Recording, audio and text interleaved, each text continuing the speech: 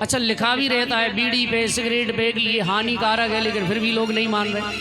तो कथाओं में खूब पंडित जी, अब हमको तो 20 साल हो गए कथा करते करते कि भैया बीड़ी मत पियो, जर्दा मत खाओ, ये मत करो वो मत करो, लेकिन मानता कोई नहीं। हाँ, बहुत कम लोग हैं कि मानते हैं।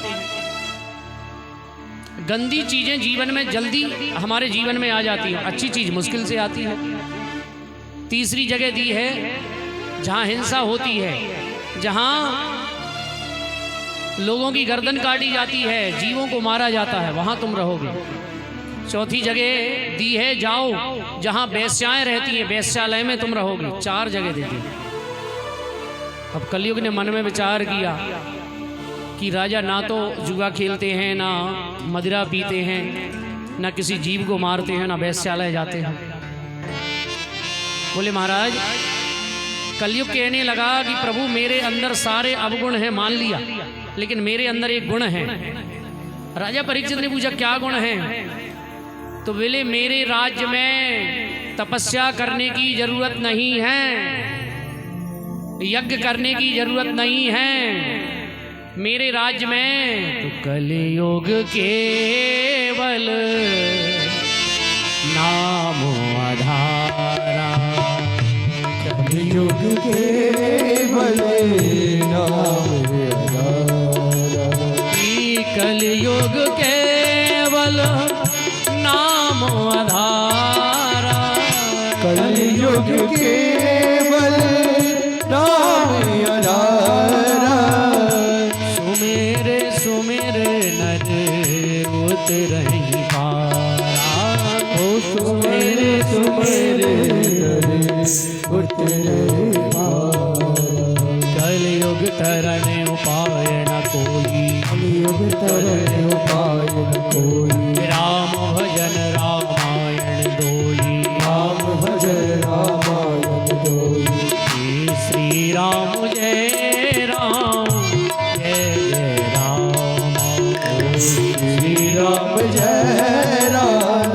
जय राम, बोलिए राजा रामचंद्र भगवान की। अच्छा जयकारा वाले धीरे लगाते हो आप लोग, क्या बात है? कलयुग से डरा रहे हो हैं? नजूल कॉलोनी वाले बड़े धीरे। अच्छा गईए भैंसें तो हैं तुम्हारे तक नहीं है? अच्छा मूल ले हम समझ गए। हाँ, और डब्बा को खाओ घी तो कहाँ से ताकत आएगी? हाँ, जिसकी यहाँ गईया भैंसें हैं वो लगाए जोर से जयकारा, लगाओ जोर से, डब्बा की तो बजाई दो कम से कम। बोलिए कृष्ण कन्हैया लाल की। डब्बा ही ऐसी आवाज है। अच्छा वैसे आज भी कुछ लोग स्वर्ग में जी रहे हैं, कुछ लोग नरक में जी रहे हैं। आप कहेंगे कैसे? चलो आज ये कथा सुनाई देते हैं आपको। स्वर्ग में कौन जी रहा है, नरक में कौन जी रहा है, आप लोगों को पता है? एक कथा हम सुना रहे हैं, आप स्वयं समझ जाएंगे कि नरक क्या है, स्वर्ग क्या है।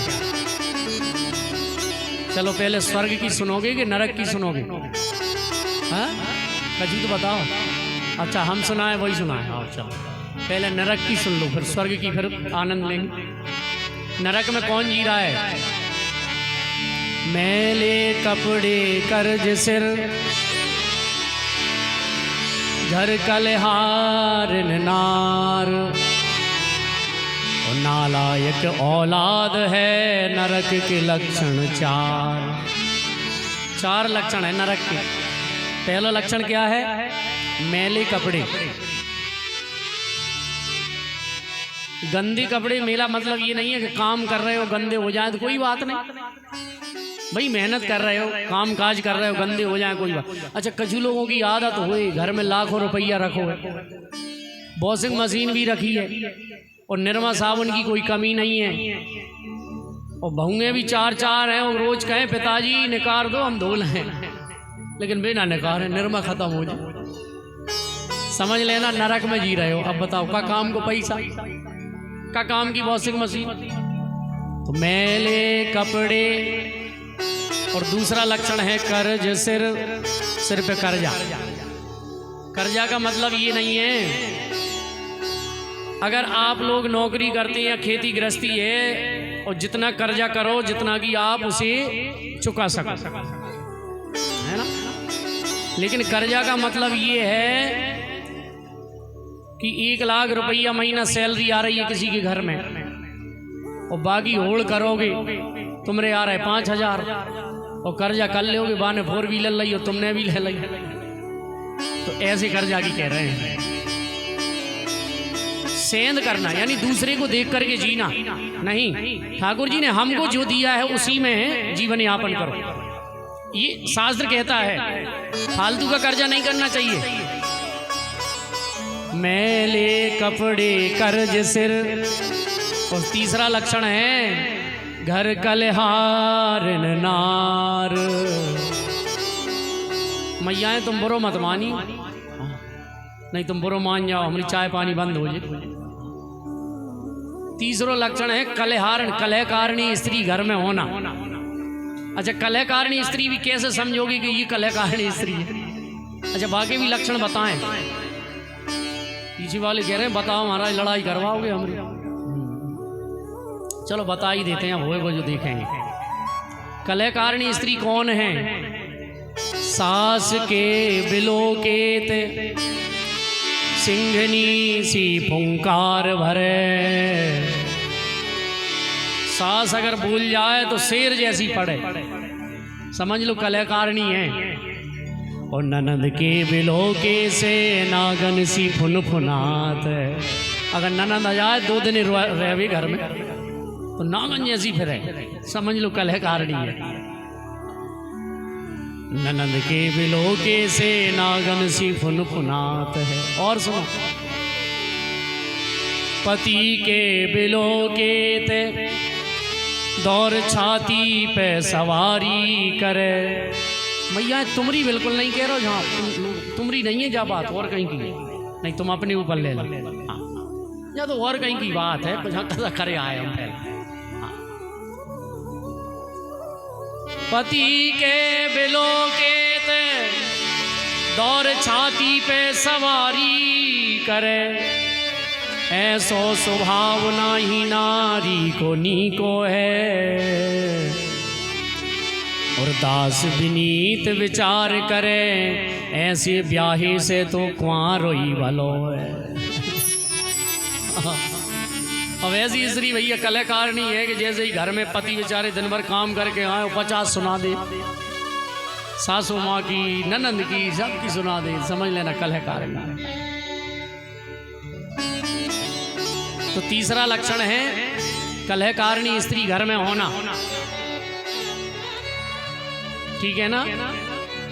मैले कपड़े कर्ज सिर घल कलहार नार। और चौथा लक्षण क्या है? नालायक औलाद है। घर में नालायक औलाद। अच्छा, कैसे पता करोगे कि नालायक औलाद किसे कहती हैं? चलो ये भी तुम्हें बताना पड़ेगा, बता ही रहे हैं। नालायक औलाद कैसी है? अरे नालायक औलाद उसे कहते हैं जो पिताजी से ही कह दे कि जर्दा ज़्यादा बना ले, हम भी बैठे हैं। हाँ। या बीड़ी की कह दे कि 2 जला ले, एक हमें एक तुम्हें। अब जहाँ से बड़ी नालायक औलाद और क्या होगी? नालायक औलाद है नरक के लक्षण 4। अब ये 4 लक्षण तो नरक के हैं। अब आप तुम स्वयं समझ जाना कि नरक में जी रहे हो कि स्वर्ग में। अब स्वर्ग के सुनो, हमको सब स्वर्ग के सुनने तो ऐसे तैयार हो गए महाराज। चलो सुन ही लो। स्वर्ग के लक्षण सुनो। अन्न पुराना घी नया। अन्न पुराना, पुराना अन्न का मतलब ये नहीं है कि 4 साल को घुनो रखे रहो, कीड़े लग गए और रखे हो आप, नहीं। पुराने व्यक्ति समझदार ऐसे थे कि जब तक खेत में से नया गेहूं नहीं आता था, पुराना कुंटल 2 कुंटल घर में रखा रहता था। समझ लो स्वर्ग में जी रहे हो अगर ऐसा है तो। अन्न पुराना घी नया। घी नया, घी नया का मतलब ये नहीं है कि आप डब्बा खरीदो और रोज खाओ, नहीं। घी नया का मतलब है रोज जमाओ और रोज बिलो, रोज निकालो, रोज चिपड़ के खाओ। और जिस घर में ये रोज हो रहा है समझो स्वर्ग में जी रहे हो। और रोज जमाओगे, रोज निकारोगे, जी जमा ही होएगा जब 50-80 हज़ार की बंदी होगी दरवाजे पर। और बाकी लाने भी 3 बजे रात से सेवा, सानी बनाना है, कहीं कुछ है, ऐसे थोड़ी होगी। हाँ, 80 से कम की तो आएगी नहीं। तो अन्न पुराना घी नया, घर सतवंती नार। घर में सतवंती नार, सतवंती नार का मतलब ये है कि जो जैसा घर में आए हैं उसी तरह से वो व्यय करे। घर में 10,000 आ रहे हैं तो 10,000 में घर चला ले, 20 आ रहे हैं 20 में चलाए। और 20 ऐसा नहीं कि 20 ही खर्च कर दें जब तक पूरा महीना होए, नहीं। कहते हैं जो आय है उसमें से कुछ बचाना भी चाहिए। समझदार आदमी का ये लक्षण है। अन्न पुराना घी नया, घर सतवंती नार। और आज्ञाकारी पुत्र हैं स्वर्ग के लक्षण 4। आज्ञाकारी बेटा। अब ये 4 लक्षण स्वर्ग के और 4 आपने नरक के सुन लिए। अब आप स्वयं समझ जाना कि आप जी कहाँ रहे हैं, मुझे बताने की जरूरत नहीं है।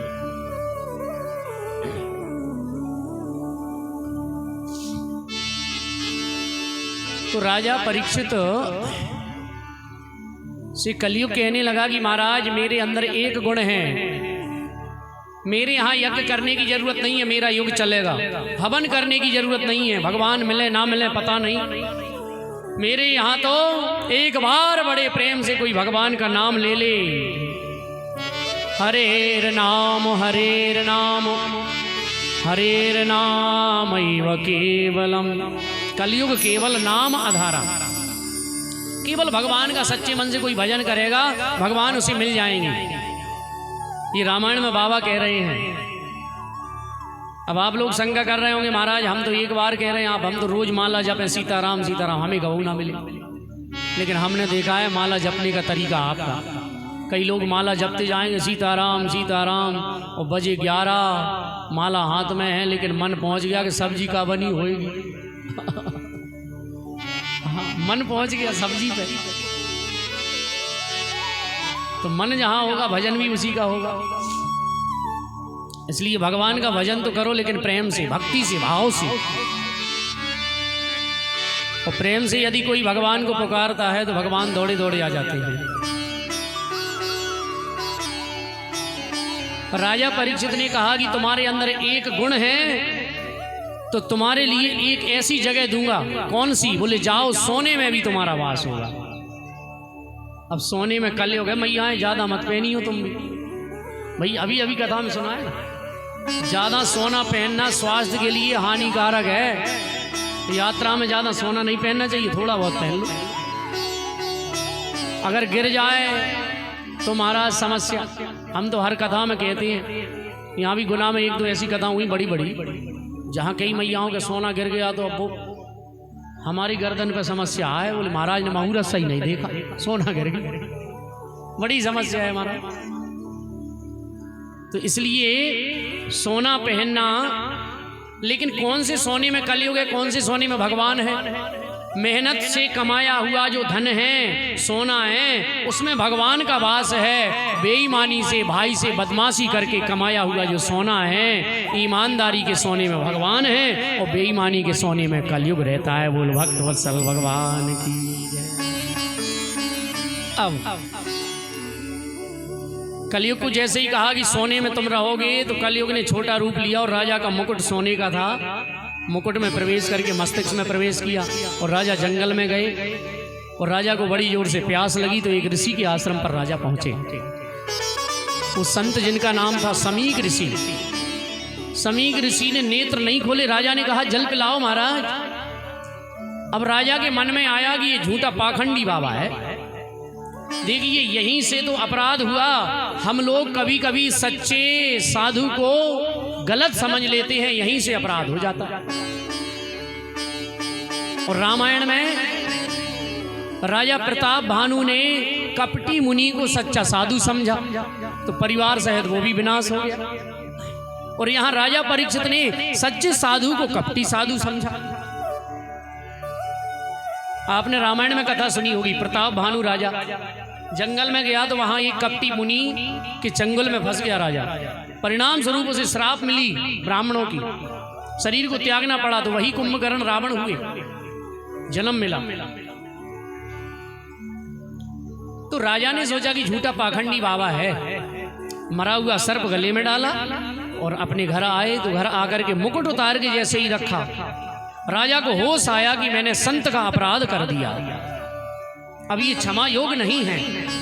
उधर समीर ऋषि के पुत्र श्रृंगी ने श्राप दे दिया कि जिस राजा ने मेरे पिता के गले में मरा हुआ सर्प डाला है, इसी सर्प का जो पूर्वज तक्षक है वो राजा परीक्षित को 7वें दिन डस लेगा। राजा को श्राप लग गया। राजा ने सब कुछ छोड़ करके सीधे संतों की मंडली में राजा गए, अपने पुत्र को राजगद्दी सौंप दी और जंगल में जाकर के संतों से कहा कि जल्दी मरने वाले को क्या करना चाहिए। कोई नहीं बता सका कि जल्दी मरने वाले को क्या करना चाहिए। सर्वभूत हृदय श्री सुखदेव जी महाराज आज वहां पधारे हैं और सुखदेव जी का सुंदर पूजन किया है आज श्री राजा परीक्षित ने, और सभी संत खड़े होकर के जय जयकार करने लगे। आइए हम लोग भी सुखदेव जी का पूजन बैठे बैठे ही करेंगे, भाव से प्रेम से मेरे साथ गाइए। और बिना सदगुरु के सदगति नहीं हो सकती, इसलिए आप लोग सुखदेव जी का वंदन करें, मेरे साथ गाएं।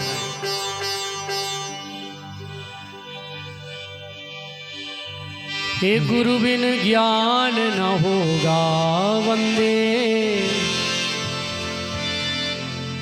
गुरु बिन ज्ञान न होगा।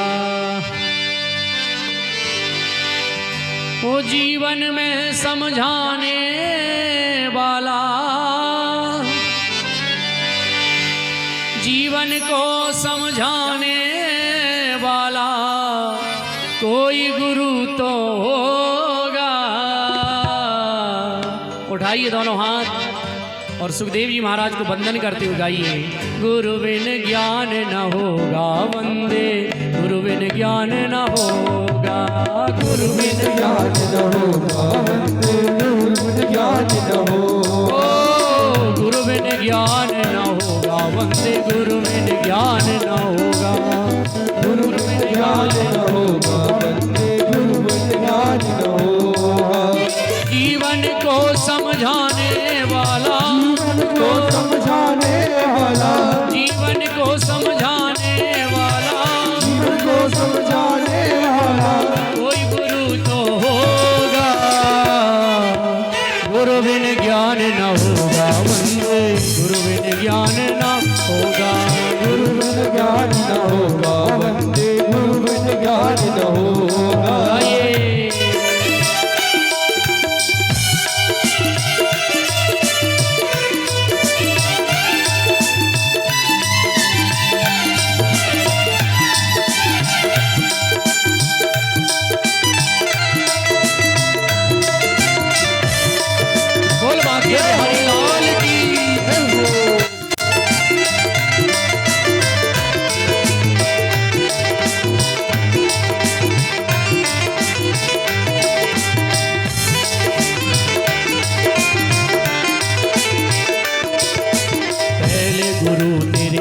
पिता है तुझे समझना होगा, पहले गुरु के माता पिता है तुझे समझना होगा।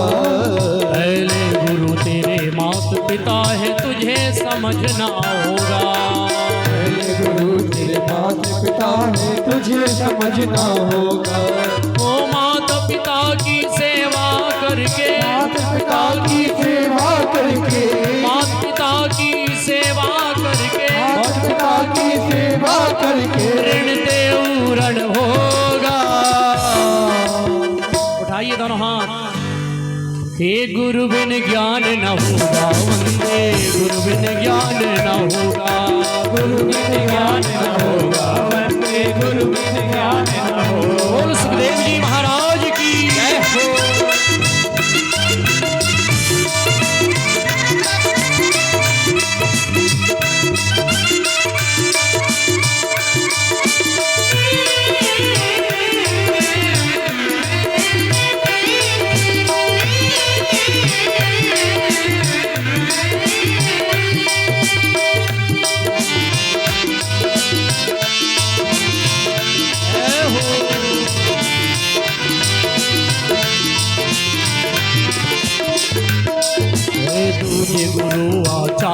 देव हैं शीश झुकाना होगा।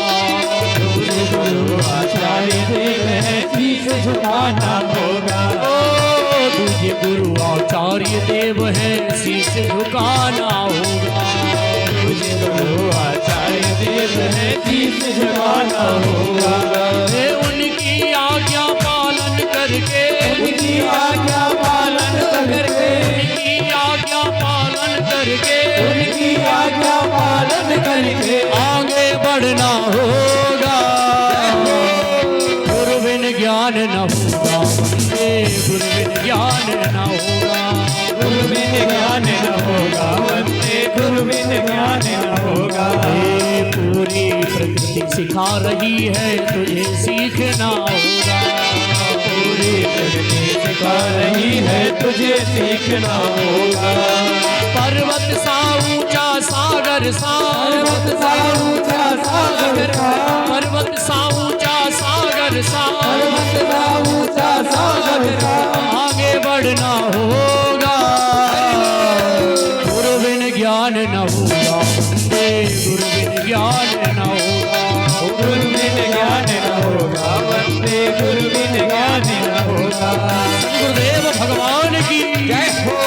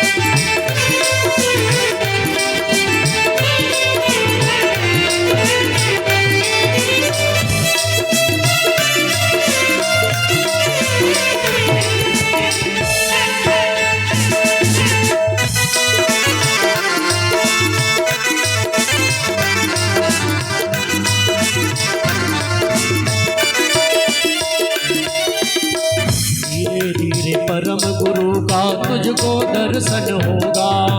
धीरे धीरे परम गुरु का तुझको दर्शन होगा। धीरे धीरे परम गुरु का तुझको दर्शन होगा। धीरे धीरे परम गुरु का तुझको दर्शन होगा। परम तत्व को जान के बंदे, परम तत्व को जान के बंदे, परम तत्व को जान के बंदे, परम तत्व को जान के बंदे भव से पार तू होगा। गुरु बिन ज्ञान न होगा, वंदे गुरु बिन ज्ञान न होगा। गुरु बिन ज्ञान न होगा, वंदे गुरु बिन ज्ञान न होगा। ये गुरु बिन ज्ञान न होगा, वंदे गुरु बिन ज्ञान न होगा। गुरु बिन ज्ञान न होगा, वंदे गुरु बिन ज्ञान न होगा। जीवन को समझाने वाला, जीवन को समझाने वाला, जीवन को समझाने वाला, जीवन को समझाने वाला कोई गुरु तो होगा। गुरु बिन ज्ञान न होगा, वंदे गुरु बिन ज्ञान न होगा। गुरु बिन ज्ञान न होगा, वंदे गुरु बिन ज्ञान न होगा। हे गुरु बिन ज्ञान न होगा, वंदे गुरु बिन ज्ञान न होगा। गुरु बिन ज्ञान न होगा, वंदे गुरु बिन ज्ञान न होगा। गुरु बिन ज्ञान न होगा, वंदे गुरु बिन ज्ञान न होगा। गुरु बिन ज्ञान न होगा, वंदे गुरु बिन ज्ञान न होगा। गुरु बिन ज्ञान न होगा, वंदे गुरु बिन ज्ञान न होगा। बोलिए सदगुरुदेव भगवान की जय हो। देव जी महाराज की जय हो। जय जय श्री राधे श्याम। सुखदेव जी का पूजन किया है राजा परीक्षित ने, आसन पर बिठाया। अब प्रश्न कर रहे हैं। 88,000 संत बोले कि देखो सुखदेव जी महाराज का दर्शन हो गया, पदार्पण हो गया, समझो राजा परीक्षित तुम मुक्त हो गए।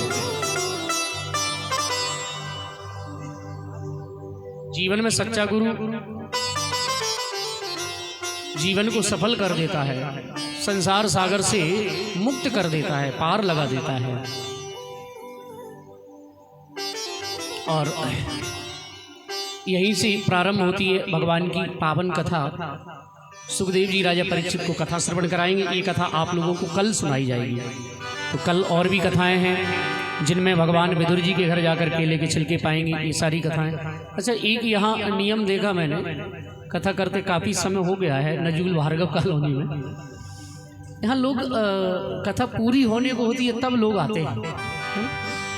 अच्छा, हम आते हैं तब कोई, हमारा तो बिल्कुल समय फिक्स है, हम तो आएंगे चाहे कोई आए ना आए। अच्छा, धूप से डरते हो आप लोग हैं? अच्छा, धूप तो घर पे रहोगे तो भी धूप लगेगी भाई। बल्कि हम लोगों को ये जो कूलर पंखा एसी है ना, इनसे आदत खराब हो गई। ध्यान रखना, धीरे धीरे मजबूत करो शरीर को। हाँ, कल की बड़ी पावन कथाएं हैं।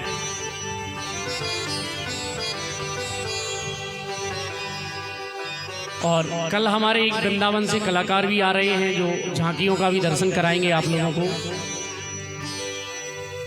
हाँ, मयूर नृत्य इत्यादि को झांकी के माध्यम से आप लोग दर्शन करेंगे। तो कल हमारे कलाकार यहाँ पहुँच जाएंगे। तो सभी माताएं समय का ध्यान देंगी। और जैसे कि पहले हम बता चुके हैं, ज़्यादा बताने की, खाली हाथ कथा में नहीं आते। तो कुछ मैयाएँ आती हैं बेचारी फल प्रसाद लेकर के, फूल लेकर के आती हैं। कुछ मैयाएँ आँखा लेके आती हैं, आँखोती गेहूँ। तो ये भाव हमारे जीवन में रहना चाहिए। तो भाव से ही कथा हम लोग श्रवण करेंगे। ये नियम इसलिए है, मंदिर में गुरु के यहाँ कथा में खाली हाथ नहीं जाया जाता, क्योंकि जहाँ खाली जाएंगे तो खाली ही आएंगे। हाँ, ये नहीं कह रहा हूँ कि आप धन लेकर के आओ, पैसा लेकर के आओ, नहीं है तो लाइए, नहीं है तो आप लोग पत्र पुष्प भी ला सकते हैं, भगवान के लिए माला भी ला सकते हैं, भगवान के लिए फल भी ला सकते हैं। तो कल भगवान केले के छिलकों का भोग लगाएंगे ठाकुर जी। तो कल ये सारी कथाएं आप लोग श्रवण करेंगे। आज की कथा का यहीं पर विश्राम। और आइए सभी खड़े हो जाएं, हमारे यजमान आगे आ जाएं, यजमान पत्नी आगे आ जाएं, भगवान की आरती आप लोग करें भाव से, प्रेम से।